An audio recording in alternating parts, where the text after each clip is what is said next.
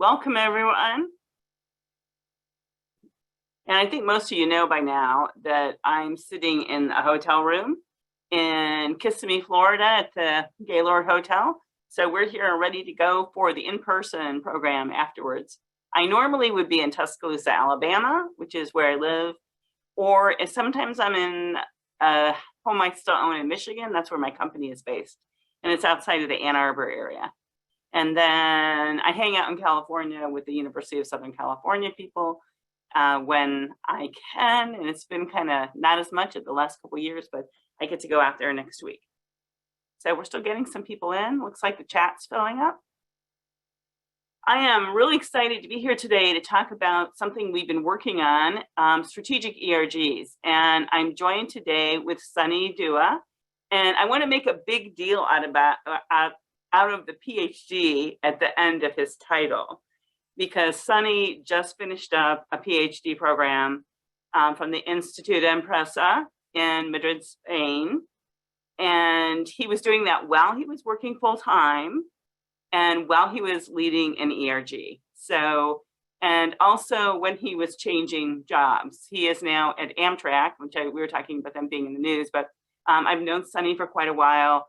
I had the honor of helping him a little bit and being part of his PhD on the committee, and he's doing amazing work.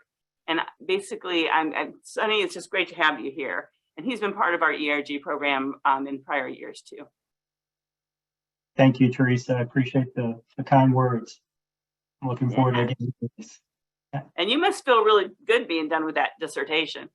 Oh my God, it's crazy. They were about to kick me out. I'd been in the program for well over my time. They said, if you don't finish by July, you're done. And, you know, there's too much I put into it to leave it behind. So it was enough firepower under my feet to go. But yeah, I'm glad it's done. Yeah, well, and I'm really happy for you. And thank you for being here with us. So what we're going to do in this session is I'm going to start with a little bit of level setting, just to talk about, make sure we're all on the same page.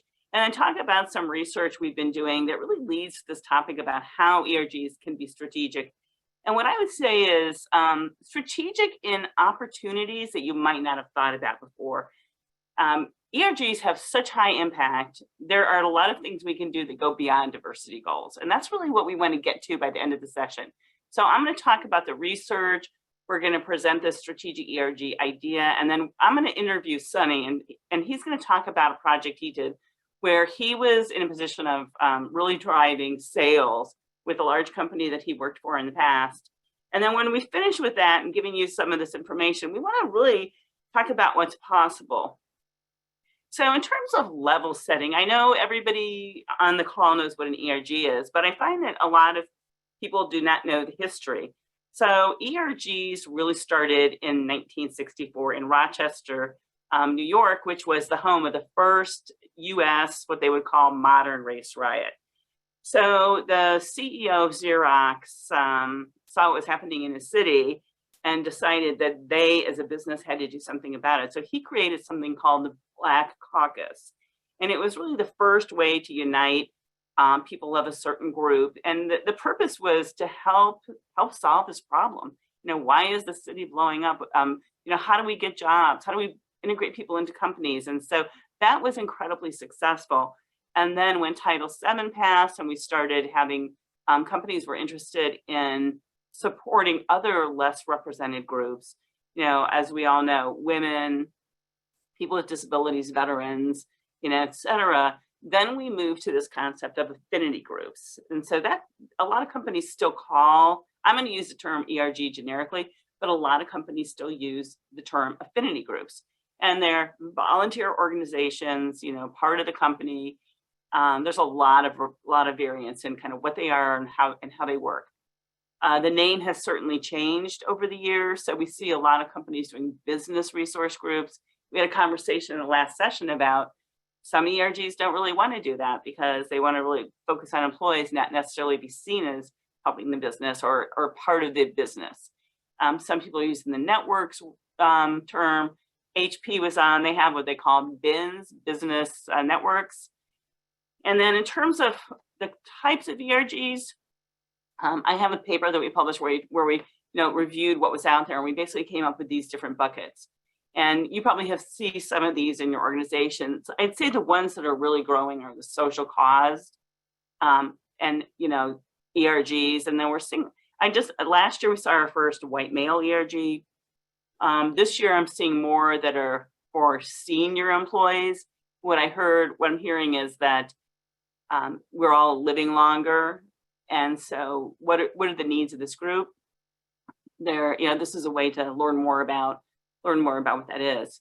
And then there's just, again, a lot of different kinds of ERGs, and we could talk about that in our own session. I think what's interesting is 90% of Fortune 500 companies, the data says, have ERGs. I'm seeing more ERGs in small companies with 200 to 1,000 employees. More ERGs in tech companies because they traditionally have not been really strong on the diversity side.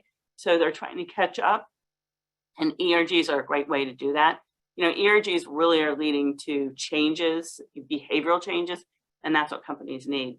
I think the lesson of all this level setting is that ERGs have been evolving quite a bit, and they are going to continue to evolve. So what we really want to look at is, so what is that continued evolution, and how do we wrap our arms around it and maybe take control over it and think about how can we purposely evolve ERGs in a way that's going to help not just our companies and ourselves and our members, but society in general. I talk about ERGs changing the world, and I really see that ERGs can change the world in a positive way. So how do we do that? How do we escalate it? How do we take advantage of what we can do, particularly in times like today? So I'm going to start with some research. So I have lots of research I've been doing for over 15 years. And one of the things that we've seen company after company when we do our benchmarking is that being in an ERG affects employee energy.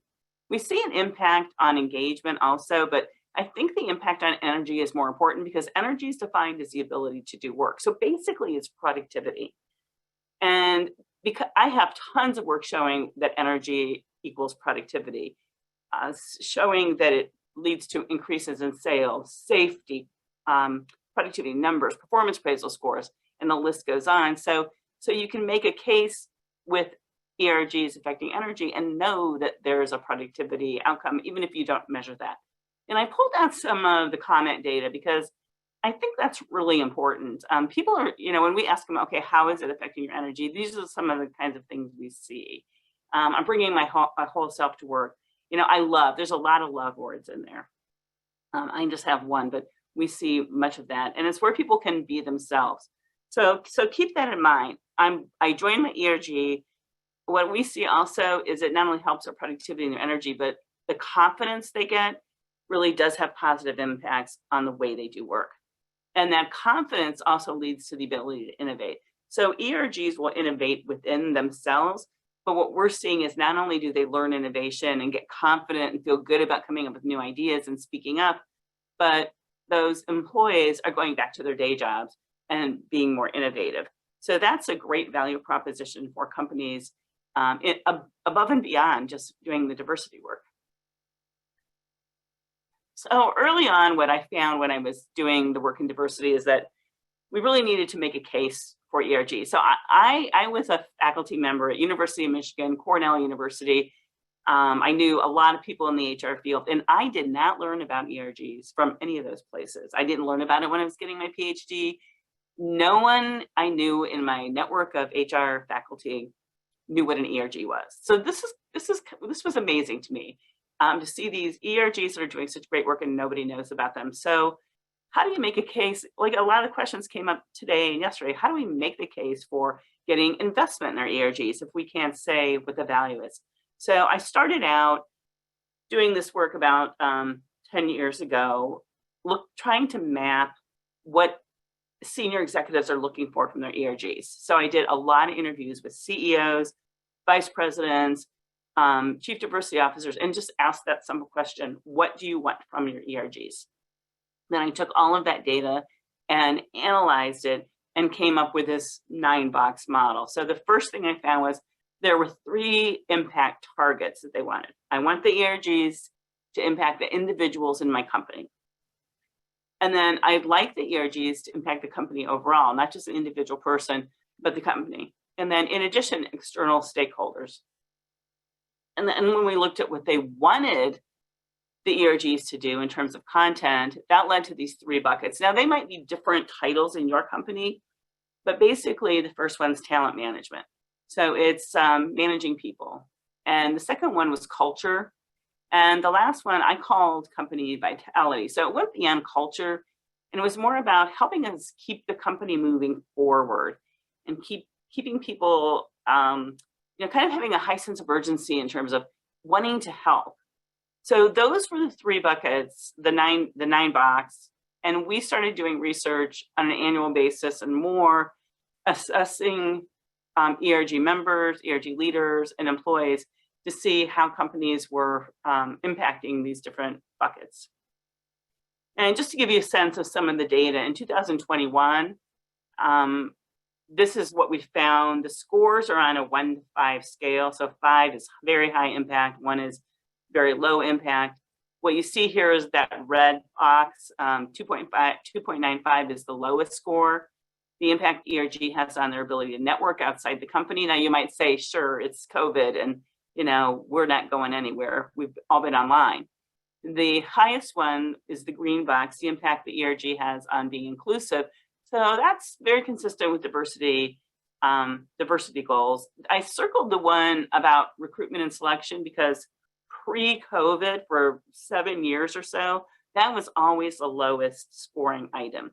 And when I talked to individuals about that, they said, oh yeah, that makes a lot of sense because we used to have the ERGs involved in recruitment, but then we got these fancy talent management departments. And it's not that they didn't want to work with them, they just forgot about it.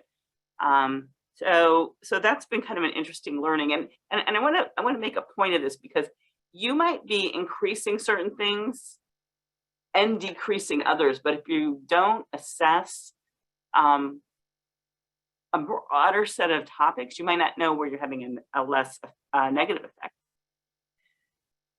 This is the data hot off the press. We just collected this from 2022. So you can see things moved a little bit.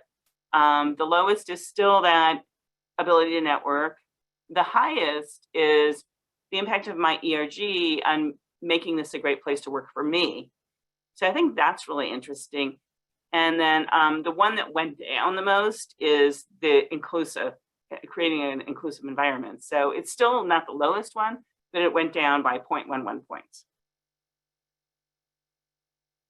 Now, I mentioned the impact model because it's a way, again, when you think about being strategic, and if we're in Ed Hubbard's session, if you were at the Bank of America session today, there's a lot of talk about measurement and scorecards. And one of the questions that came up in Ed's session was, okay, I get all this, but how am I going to know, how do I know what to work on, right? So if you want to do a cost-benefit analysis, it's a cost-benefit analysis of what? So I think the impact model, what we found in our work with companies, is that it can help you narrow down opportunities for your ERG to actually do something. So it can, and if because you choose, we're not asking you to work on all 9 boxes, but what you can use it for is to map the 9 boxes in the impact model to your business strategy.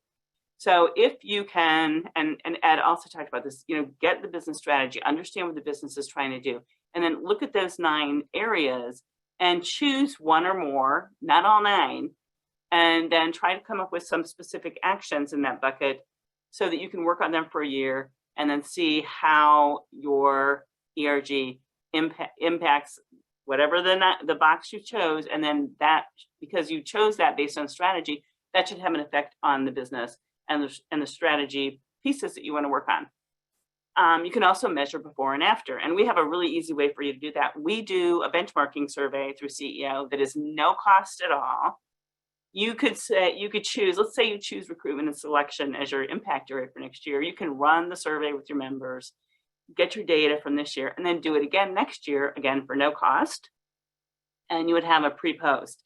So it's a really easy way for you to think about doing this. And if you don't want to have the metrics, you can at least start with recruiting and selection, let's say if that's your example, and have some language for working on things. The nice thing about doing the survey or other surveys that you might do in your company is that you can look at the gain on something, but also assess if there were unexpected consequences.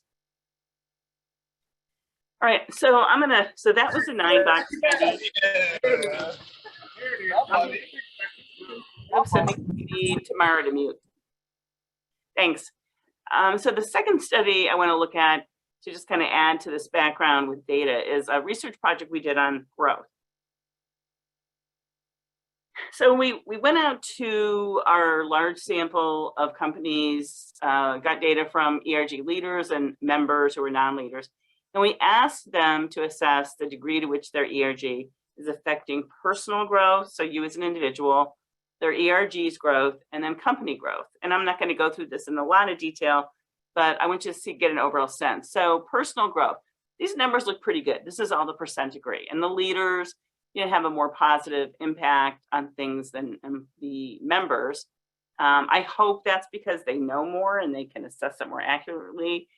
But it still looks pretty good. None of these numbers are horribly low. And these are all about my experience, my career growth, that I can help teach and train. It's about me being able to grow personally. The second bucket is about ERG growth. So are we adding more programs? Is our visibility going up? Are we expanding our offerings? These also are pretty positive for both leaders and non-leaders. The next bucket is organizational growth. And these questions around organizational growth are really more human-centered. So employee engagement, diversity, knowledge, retention. These also are pretty positive. So, it might just be perceptual, but the ERG leaders across organizations and non-leaders are all saying there's a pretty positive impact. Now, let's see how this next slide differs. Okay, I like to call this my sad slide. So this one shows that ERG members, leaders, or members are not seeing the impact on outcomes that the organization looks at. Growth in numbers of employees or products or profits. Okay, but let's think about this for a minute, because if you are having an impact on the knowledge level of employees, if you're having an impact on their careers, if you're having impacts on all the other things we talked about in growth, that should filter to the organization. So we started looking at this and saying, it's not that ERGs are having a low impact, it's that nobody's talking about the impact. So they don't know what the impact is. They're not mapping what they're doing to the organization's success. And that's a piece that we really need to look at. And in order to do a follow-up study on this, we looked at the companies that won, not the diversity impact award that we're involved with, but just general kind of best place to work diversity awards. And we looked at the number of clicks to get to diversity or ERGs on their website. And it was, if we found them at all, it took a lot of clicks to get to it. So this issue of not visibility seemed to really hold up for us. So the lesson from all this is they're doing work that matters. We have data to show it, but it's the link between ERG work and organizational outcomes is not there. So I've got one last piece to give you on the research side. So I like to think of ERGs, and I have a picture later. I mean, ERGs have it's kind of like I have this picture of a tree. The roots are into the whole organization, right? If all the ERG leaders broadcasted to the employees and said, hey, we have to do something, you could get to them right away. And they're very trusting relationships. And this really came through when COVID-19 hit. We did 3 different research studies with multiple companies looking at how ERGs responded to COVID.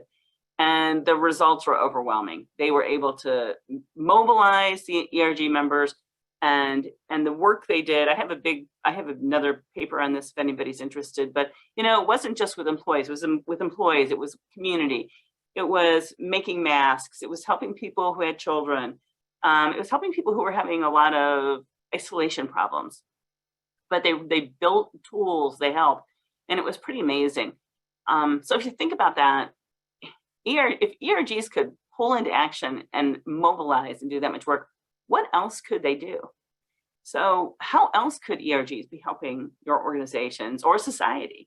This is an untapped, so my opinion is it's an untapped resource that we need to think about. The second part of this study for us was we looked at the ERG structure to see if it made a difference in how the companies responded to COVID, and it did. So what we call complex or parallel organization structures that have councils. That structure seemed to be better able to help ERGs work together with each other. And they were able to very quickly start doing work with all employees in the company, not just a subset, because the ERGs teamed up to do the work for COVID. If ERGs reported to HR, they eventually got there, but they really started responding to COVID in their community, just their own ERG community, and maybe outside of the company.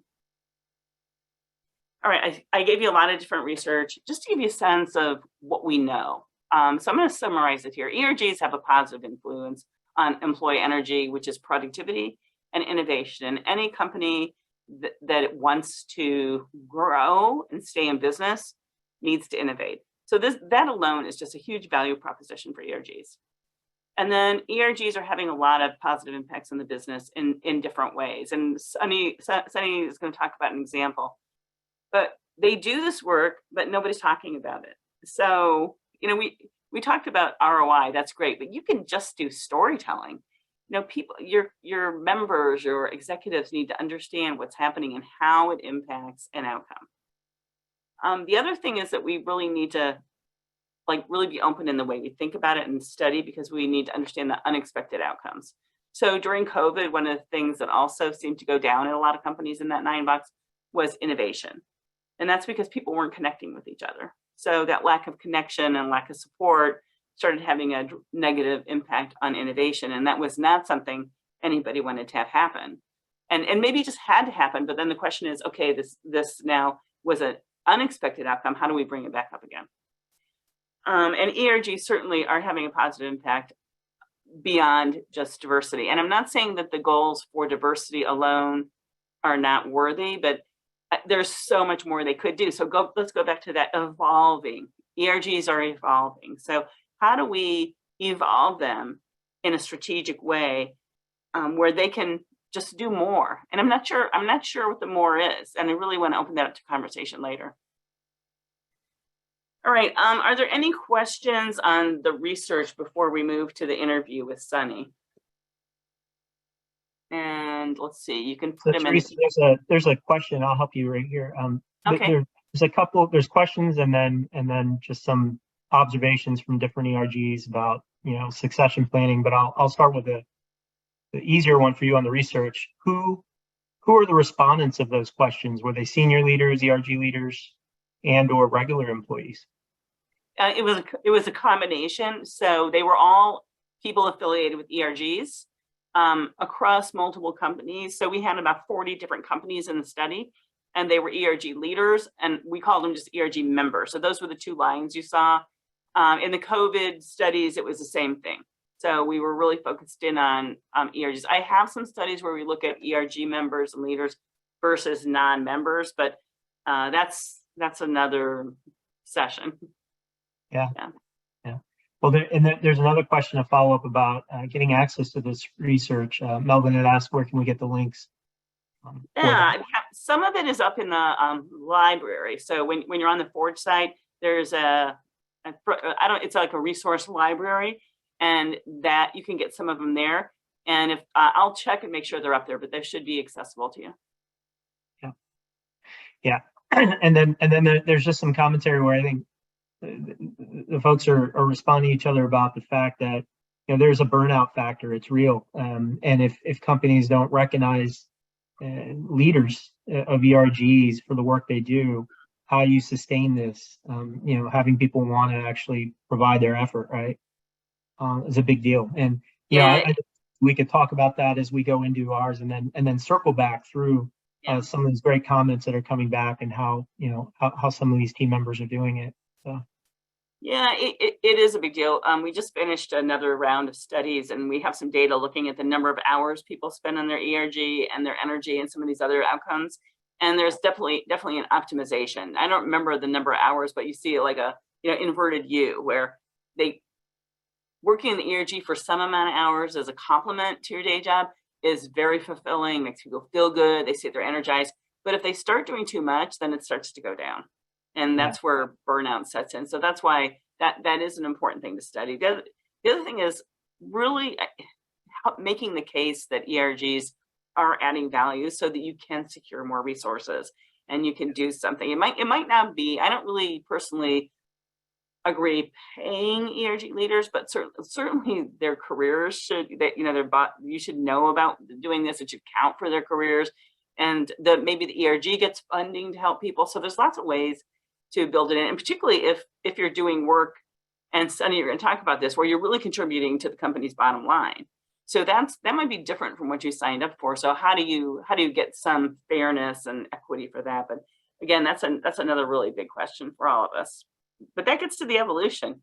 How do we do it? If ERGs are this important, and again, when you think about ERGs as ability to, I just go to that COVID example, if they can mobilize quickly and help, and then we can come with all sorts of other ideas.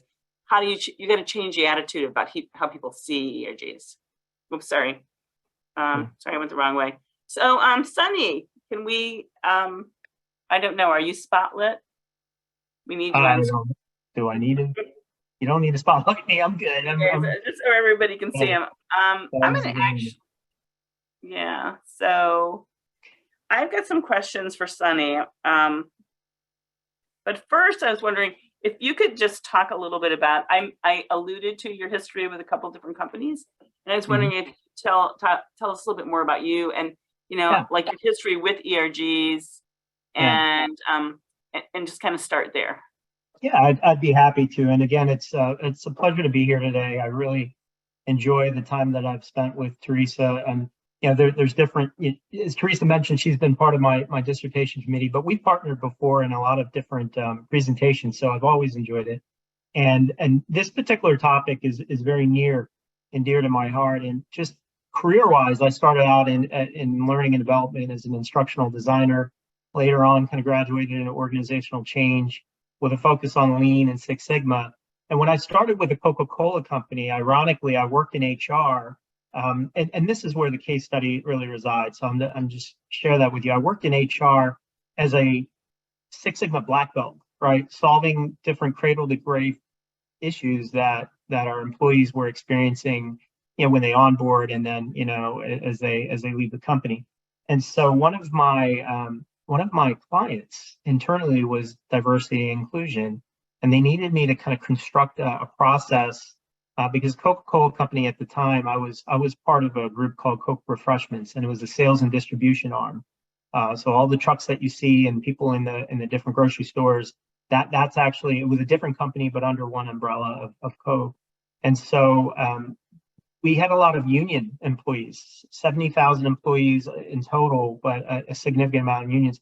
And we needed to have a process that kind of, when people signed up for ERGs, we knew, what collective bargaining agreement they came from and whether or not they can participate at the same level. A very challenging and sticky thing that we need to overcome, as a industry, when we think about inclusion. But ultimately, I supported the group, and they said, hey, listen, a couple months later, they said, we have an opportunity for you to come and lead, or not lead, but be a vice president in one of our ERGs. Would you be up, our business resource groups is what we called them.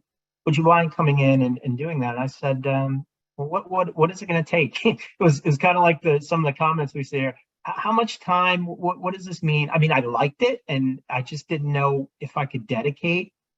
Because it sounded like a pretty high role, and I didn't know the structure of the teams and the different officers and chairs, but I got to learn a little bit about it, and I thought, this would be a great experience for me to be part of something outside of my day job. And so I joined, and I became a leader in the group, and focused on a lot of, like, at the time we had like 3 or 4 pillars. One was cultural awareness, very big for Asian BRG.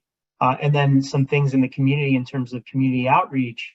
And so I started putting programs together. We never did Diwali, Festival of Lights, and that was like one of the funnest, best experiences ever. We started building that up over the years.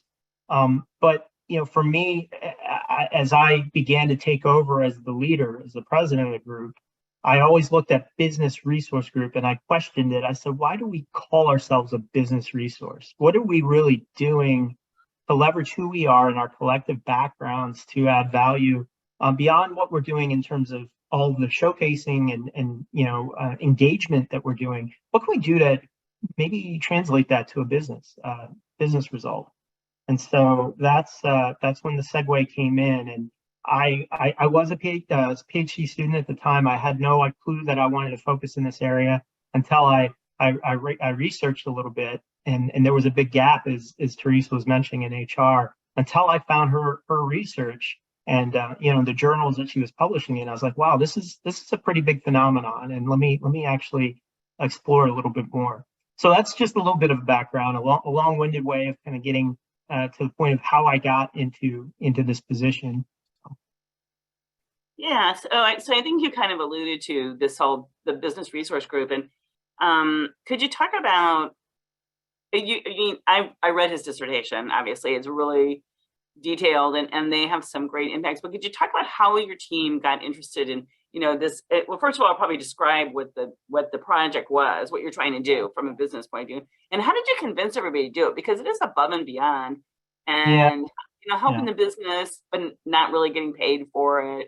So if you could talk about how you came to this idea that really helped your organization. Yeah, no, definitely. I think it was always an opportunity for me to think about how do we actually add value back to the business. And so I actually went to school at Florida State. I went to one of our football games back in several years ago, and parking was crazy, so I had to park across the street at a hotel. But after the game, we won. It was great. We beat Florida, and we actually went back to my car at the hotel. The hotel was owned by an Indian operator, and his last name was Patel. My wife was Patel. So I just started building a conversation with him. And oh no, no, we're gonna have to talk a little bit about that later. But the cool thing is, I just started talking to him and getting to know where he was from. And his last name's Patel, and there's a place in India called Gujarat, and that's where my wife's from. So I knew a little bit about it from being there, and I also got to know a lot of people who owned hotels in the different areas. And so when I looked at talking to him and learning about him, I saw he had a competitor's vending machine there, and so I just started telling him a little bit about what I was doing at Coke, and that I'm part of a BRG, and here's what they're doing for us to help enrich our growth. And I asked him a simple question: would you want to learn how Coca-Cola can help you in your own growth? Right? Very simple question. Didn't talk about sales, didn't talk about promotions. And he said, yeah, I'd love to do that. And so I reached out to a local market development sales leader to reach back out to him later. And then they connected. And to me, I thought, well, that was so easy. I mean, it was all about building common ground and having a very, leisure conversation about things. I wasn't pushy. I wasn't talking about promotions. The only challenge was figuring out, all right, I can't go store to store to store, assuming it's going to be an Indian or a Korean or a Chinese, or it doesn't work that way, right? So I needed data. And internally within our team, we started brainstorming, what are some ways that we can actually understand what does a market look like? And are we as a company already targeting Asian customers, not consumers? So a customer is who we sell to that then sells the product to consumers, right? And fortunately, we brainstormed together as a team, and we found that there was one of our team members who was in sales, and she ran a product called Outlet Universe, which had over a million potential customers across the U.S. And the neat thing about this data set is that it overlaid U.S. Census information. So we were able to look at different attributes like what their preferred language is, and that helped us directionally start to group. What is the size of the prize? What does the market look like when it comes to people who could be buying from us that look like us and that have the same type of backgrounds, historically and nationally. So I started working with different team members who had specialties, and that's the beauty of ERGs and BRGs. You've got all these functional backgrounds: finance, IT, strategic planning, HR. And when you bring them together and you start to learn a little bit about their own skill sets, there's a cross-pollination that happens. So we were able to get this data set, and I worked with one of my BRG officers, and he is extremely gifted in Tableau. So he took that data and he turned it into a heat map of the United States. And it showed like all of these different, big bubbles of where the concentrated markets are. And this was important because that helped us shape our business case to do something big. And that was go out into the trade and skill up our own employees to feel comfortable in their own skin, to go out there and have that dialogue and conversation and partner with sales. And so that really, Theresa, was what brought us through. Taking that information was like the true north that helped us build momentum and to get buy-in from leaders and our own managers to actually take time off work to go out and into the trade and do what we call or marketplace blitzes, taking a list of leads and actually calling on them. That's what we use that term, but that's going out there and building relationships. So a very, very unique but rewarding experience as we went through that process. Yeah, so I have two questions for you. I was wondering if you could just really kind of quickly say, I know you've got a certain amount of ROI, like what was the benefit to the company and benefits to the employees, and then after you talk about that, how did you convince the rest of the ERGs to do it? Because really, it sounds like a lot of work. I'm not a salesperson. I'm not getting commission. So start with the outcomes and then talk a little bit about process. Yeah, I'd be happy to. So the outcomes, we started off, and this was kind of like an action learning thing because we went through cycles, right? And we started going out into the market, and we had a pull through, meaning for all the customers that we visited, let's say it was 100, we pulled through about 5, right? But it was like going through all these different types of segments of qualifying them, going back and forth. But the cool thing is the value of bringing those on would cover our BRG costs for the rest of that year, which was really interesting. But the problem was scale, because we couldn't go out foot to foot and do this every other Friday, which was the marketplace splits, what it was all about. So we started looking at large trade organizations, and we looked at our internal networks to see who family-wise or friend-wise may be leading this particular trade organization. We focused on one, Korean American grocers, and we found out we had existing relationships. The ties were not as strong, but there was an opportunity for us to be that bridge. And so what we did, which was creative, you were talking about innovation earlier, is while we had May Asian Pacific Islander Month and Lunar New Year's as our regular staple events, we started parlaying that, where we started inviting our customers to come and tell their own story about their own journeys coming into migrating to the US and what that means, what they do for their own member base and their trade organization. And then the third kind of focus is, well, what can we do to help accelerate our partnership to help you out, right? And that kind of helped us land a customer marketing agreement. That's a big deal when you have that many, we had over 40 stores that were part of this. And so from a performance, we looked at the data and I captured data before and after. And from my research, I looked at a control group, like a market where we had the Korean American grocers, but we weren't interfacing with them. So we're not the intervention there, if you will. And I looked at before and after, and one market where we were helping and help them land the customer marketing agreement, we had like an 8 to 10% increase in volume, in revenue, and then about a 4% in profit margin, which was great. In the market that was a control market, we actually had negative. It was a negative downward spiral where we were losing money because we didn't have that same, in my view, the same type of relationship. And then I looked at all of the US to see how were we trending, and we were like flatlined. It plateaued at 0. I think we had a little bit of a profit margin, just to kind of give a comparator across the 3 areas. But for employees, I think this is the biggest thing because you might hear me saying, all right, we're focused on business resource and how do we demonstrate it.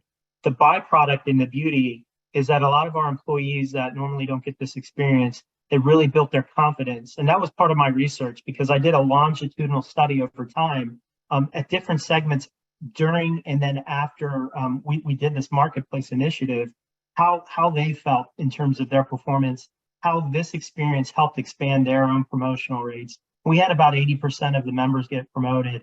One out of that group said, I don't really think that the BRG experience helped me get promoted, but everybody else attributed their experience and ultimately the confidence and the social reinforcement that came with that because we had a lot of leaders kind of come in on this. It was a big deal because at the company, you either sell or you help sell. And the fact that we were demonstrating and helping to sell was tremendous. It was a remarkable movement going forward. So, and you want to share how to translate that to other BRGs, right? How to get them on board? yes. So I'm just doing a little time check. We've got about 8 minutes. Okay. So what I'd love to do is have you summarize kind of what your big learning was from this. And I think you just did actually, but if you've got another summary, and then open it up to some questions, and then we have some final comments. Well, I think the summary of this is a couple of things. One, it wasn't just like a siloed thing, because people were recognizing it. And what we were doing was building social capital, trust based on the competencies we're demonstrating, trust based on the relationships that we were forging, and then the competence was such a big deal that, you know, leaders were pulling us to come in and make sure that we were spreading this within the other ERGs.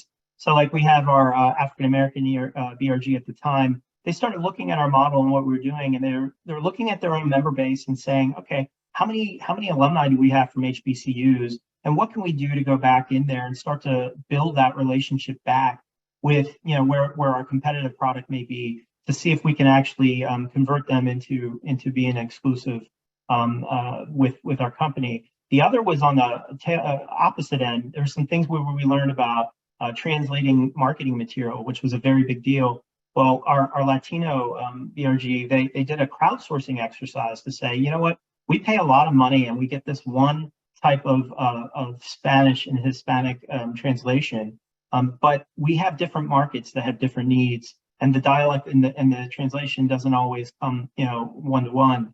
So how can we get, you know, the folks that are focused, you know, that are from a Cuban descent, from a Mexican descent, from a Costa Rican, and so forth, so that they can come together and really do a good job on our materials, and at the same time save money, right? So it's more impactful on one end in terms of the consumer, and then on the other, just in terms of cost savings. So there's a lot of those translations. I think as a company, you know, a lot of BRGs are at different stages. It's just a matter of thinking, how do you take this vehicle and turn it into an innovation platform, right? Where you're an incubator and you don't have to worry about, it's a license to test things out that you may not normally do in your day job, but it could add value back to the company, but also for your own personal growth and pathways in the company as well. So. Yeah, so what I love about your story is that it's not just, we talked about strategic ERGs, that's our topic, right? So it's definitely strategic in building, helping the business and linking to a business goal. But the other part of being strategic is that you helped grow the careers of those individuals. You might have retained people who wouldn't have been there otherwise. So, you know, I know a lot of our ERGs had said, hey, we're resisting this business thing because it sounds like it's anti-mission, but it can be both. And that's, I think, the beauty of what you're doing. We do have a couple minutes. Any questions from folks in the room? You can put up your hand if you want, and we only have just a couple minutes, but would love to give you a chance to get at least 1 or 2 questions in.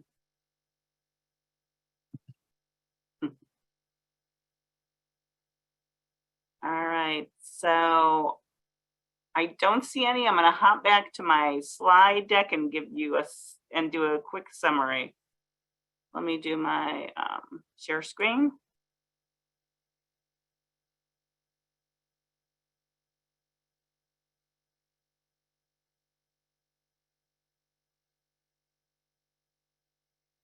All right, so I'm going to go back to the impact model and try to analyze what Sonny did in his work.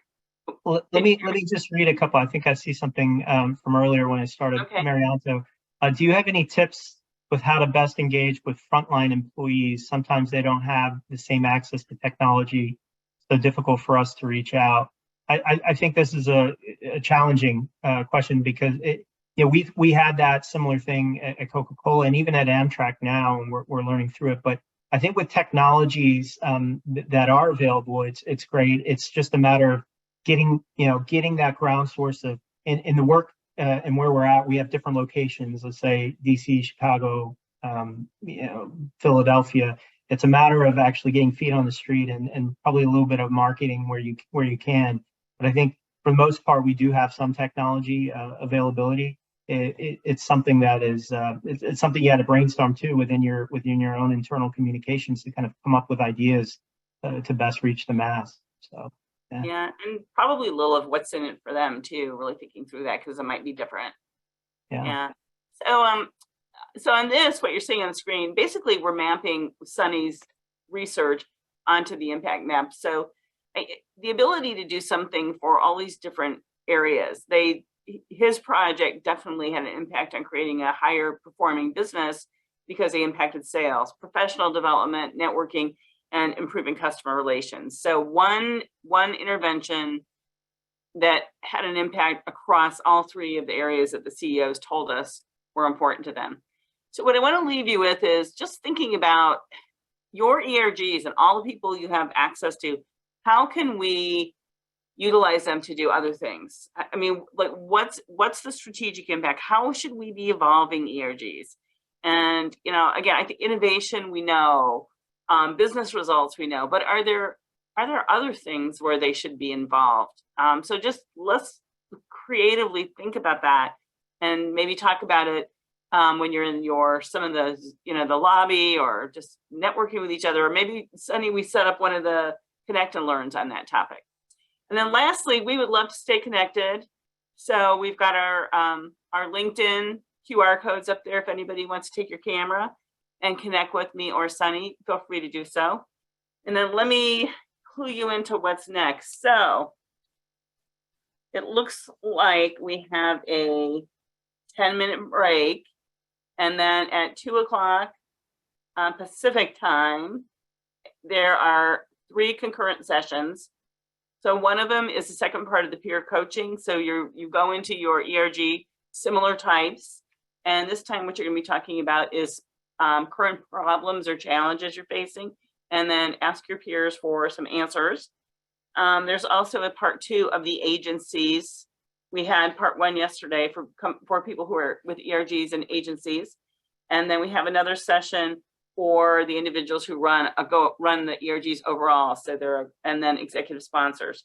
So go ahead and go to the Forge site, choose what you would like to do. And then, and then we have a debrief at the end of the day. So that's it. Thank you, everybody. Sonny, thank you so much for spending so much time with us. We really appreciate it. That was my pleasure. Thank you. And as always, it is a pleasure. And feel free to reach out to me anytime. Great. Yeah, this went by really fast. Thanks, everybody.